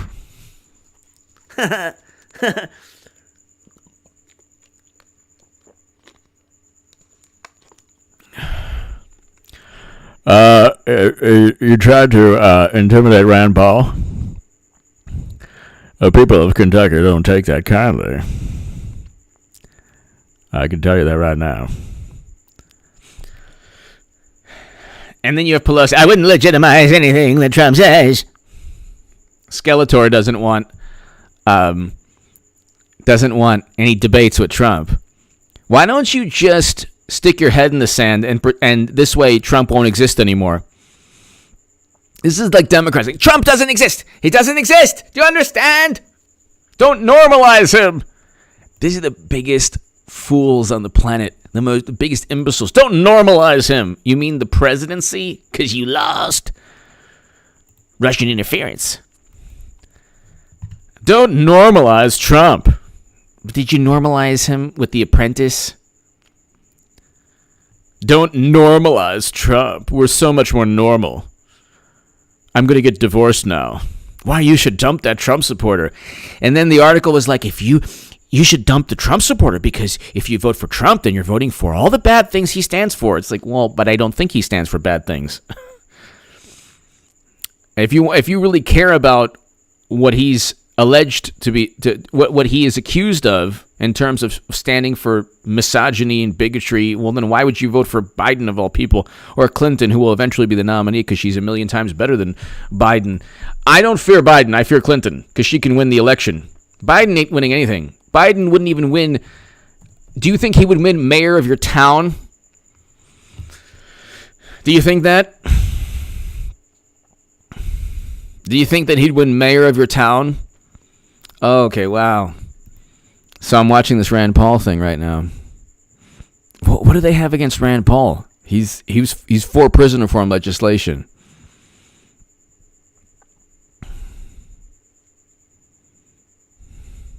And he's against perpetual counterinsurgency wars. Oh, okay. So you had they should just do like what Rand Paul should have done. You just hire security. Well, you got the police, but like hire security like Hollywood celebrities. Yeah, it's they're not even trying now. There's something going on. There's something happening here. This is what the Democrats is like 1982 music video. There's something happening here. What it is ain't exactly clear.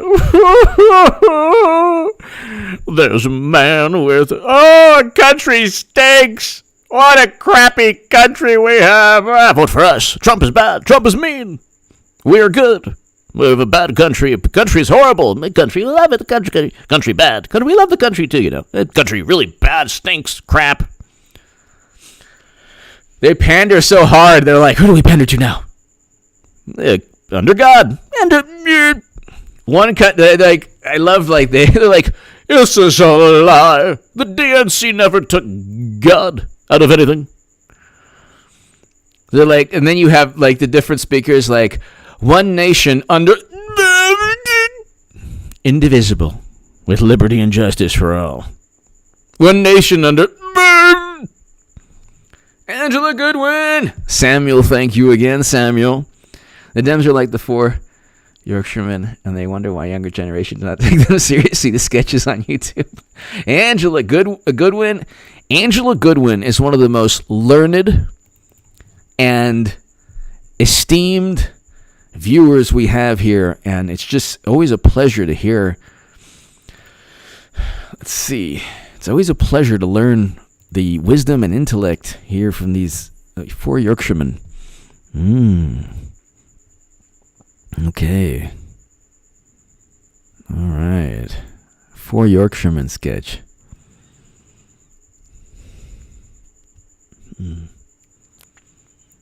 They outdo. All right, I have to check it out. Okay. They just, it's like they tried to pander so much that they don't even know who they're pandering to. Because they're like, their whole DNC convention is like, how do we make the country crappy? Well, at the same time, giving off the viewpoint that we kind of really like the country. How do we do that? God. Oh my God, how do we do that? There's something happening here. What it is ain't exactly clear. Who was the genius Democratic strategist, the brilliant marketing mind? Oh my goodness, so brilliant. Who was like, this is going to really, the young kids are going to love this. Jeff George. I want to see Biden get thumbtacking. Jeff George. Jeff George, thank you. There was an old Colts quarterback, Jeff George. He had an amazing arm. I just remember he had an amazing arm. I remember that. Jeff George, thank you. Look at Jeff George highlights. He had an amazing arm.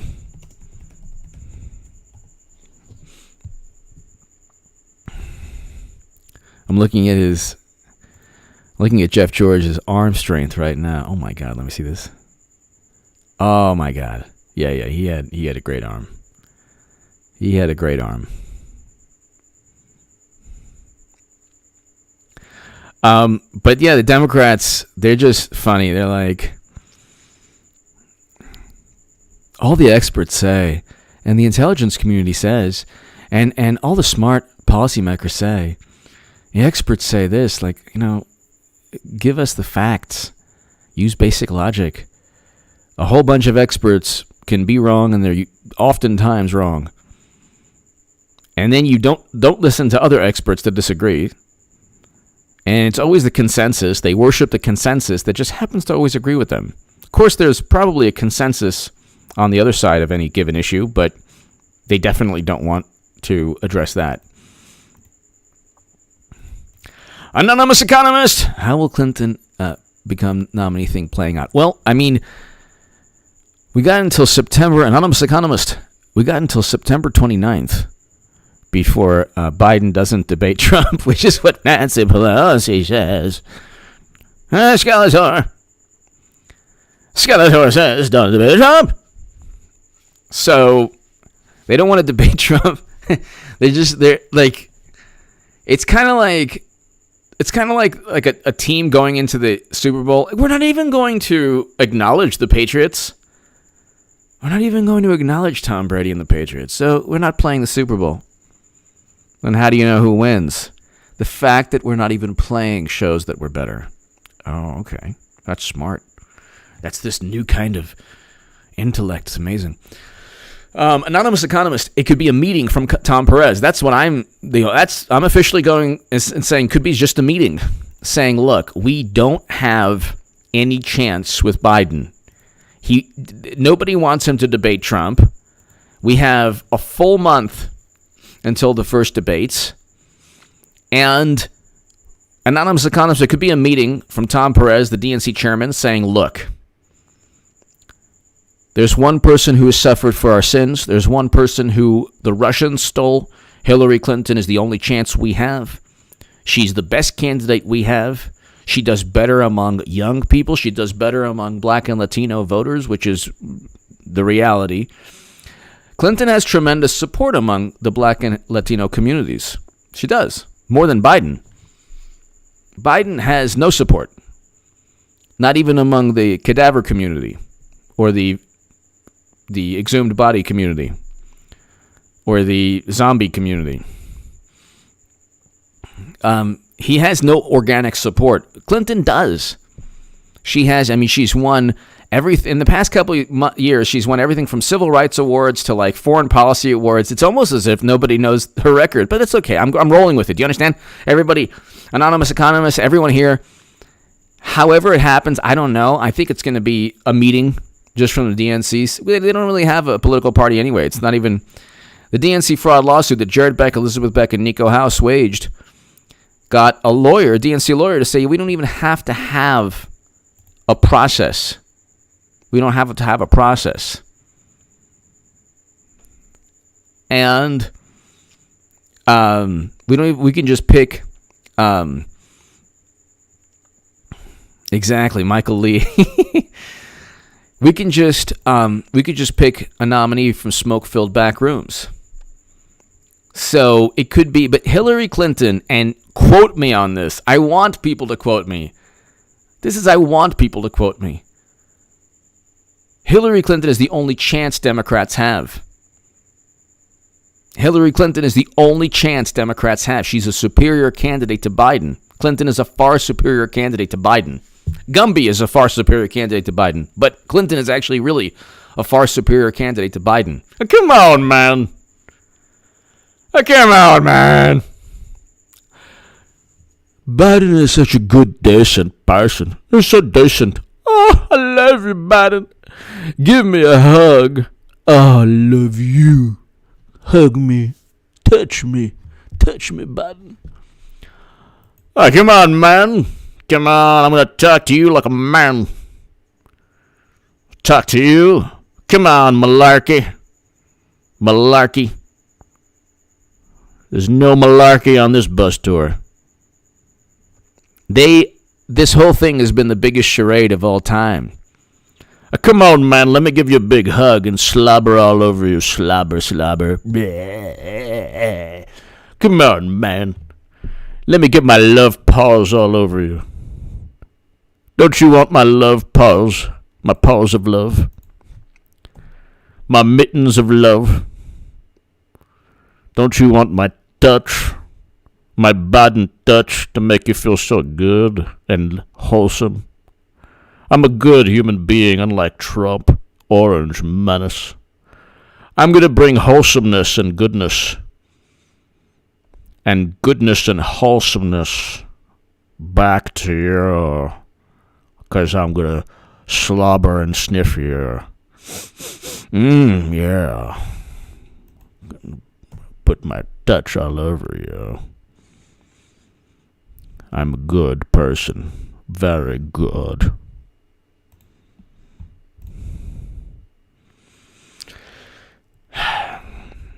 This is what they truly believe this too, by the way. And he's a decent human being. He is? Really? When he's yelling at people? Ever been to a primary, little lady? You dog face. Junkie. You junkie. Dog face, pony soldier junkie. You high on you junkie? Feel my erect leg hairs. Come on, man. Who doesn't have erect leg hairs? Come on, man. He's like, I sit on a stand, and I get hot, and I put the lotion on my legs. I feel good. Make them erect. Leg hairs, that is. Oh, I love this story. Keep going. Keep on going. Don't stop. Don't stop till you get enough. I get hot. It's like everyone's looking like, what? What is he talking about? What's this person talking about? Very bizarre. This is supposed to be the person to defeat Trump? I don't think so. And then you hear Kamala Harris and Biden, they're always laughing. Nobody knows what they're laughing about.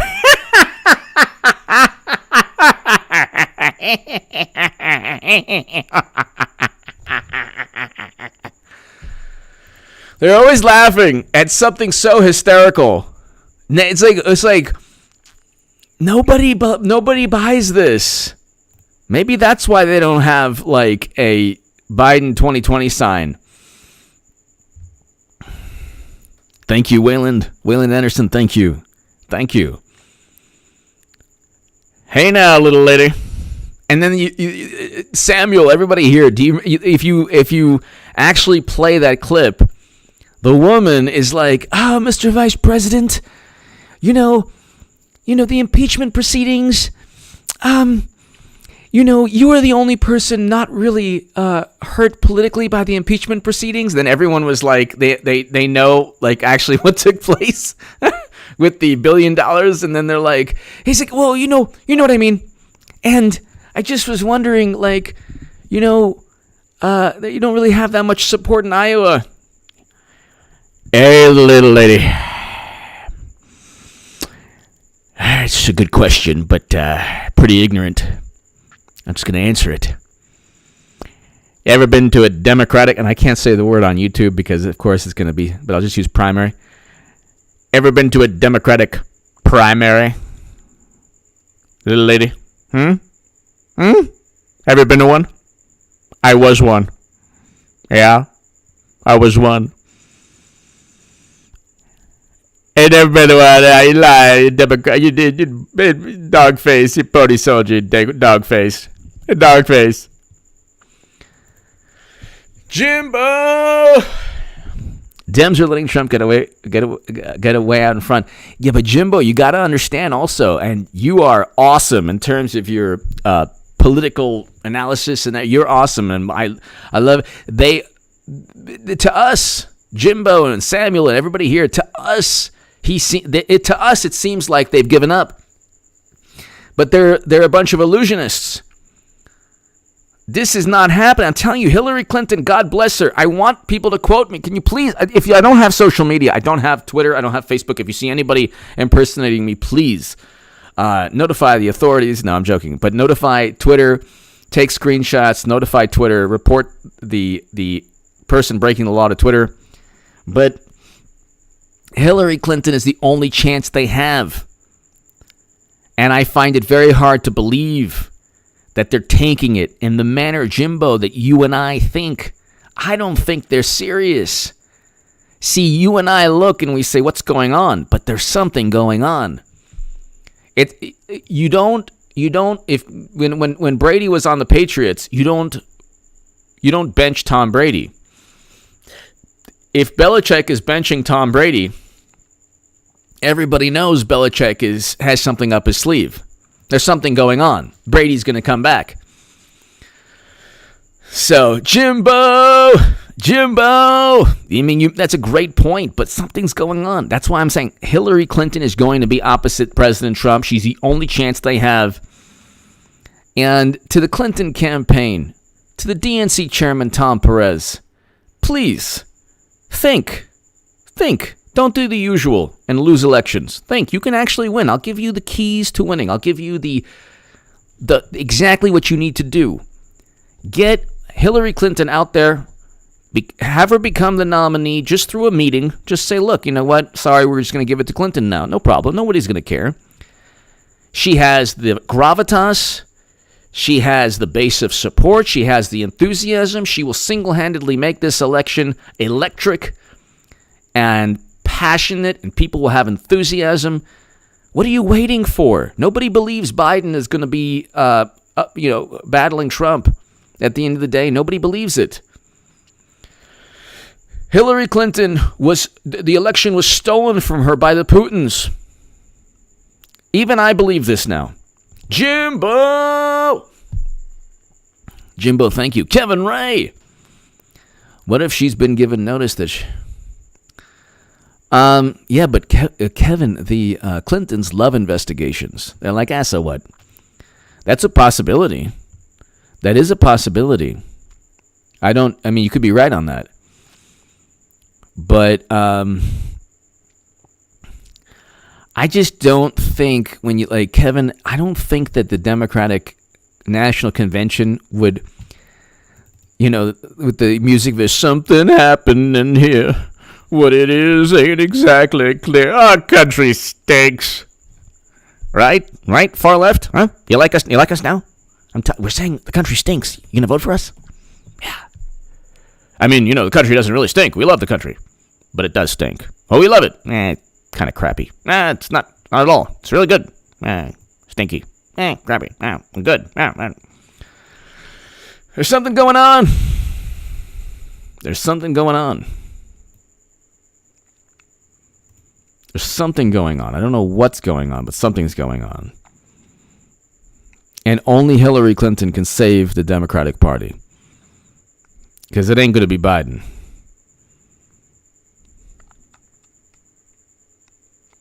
It ain't going to be Biden.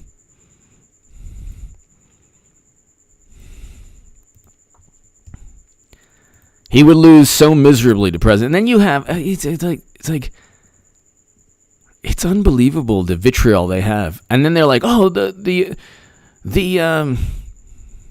Kevin, thank you.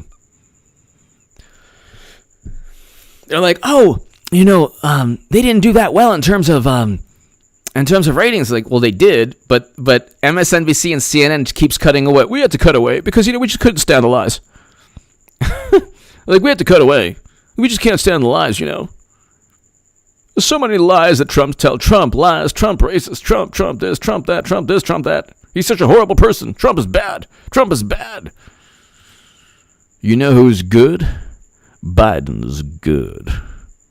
I've never seen anyone better than Biden. Oh, yeah, Biden's so great. He's so good. We just smell you. I want to smell you up. Oh, yeah, all night. Make you feel all smelly. I know, Rand Paul. God bless Rand Paul. They should have parked. They should have parked closer to the White House. They shouldn't have parked so far away.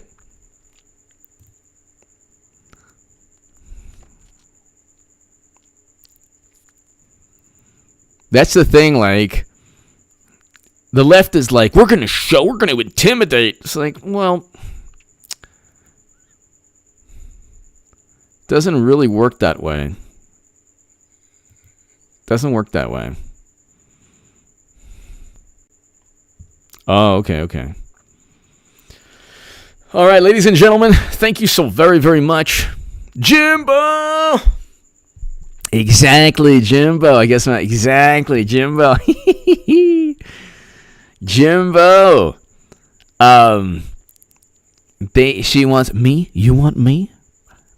I don't want what? Me? I totally want Biden. I mean, I was so ready to support Biden. Okay, fine, let's do it. Jimbo! Ladies and gentlemen, thank you. God bless America. God bless you. God bless Australia and all the people in all the people in countries that are watching me right now. Thank you so very much. Eric H526, Luke St. Martin. I am truly blessed and happy to have the best live stream in all of YouTube. I am going to have a new segment on H.A. Goodman's other channel tomorrow. And ladies and gentlemen, thank you. To my super chat, thank you. Samuel Stafford, thank you so very much as always. Samuel, thank you as always. It means a lot to me, and I just want to thank you again, Samuel. Everybody, thanks. Email me at contactgoodman78@gmail.com if you want to be part of an upcoming newsletter. Everybody, I'll see you tomorrow. It's heating up. Hillary Clinton is going to be opposite that debate stage and opposite the ballot of President Trump. I will have made the biggest political call of all time. She's the only chance Democrats have. She's an infinitely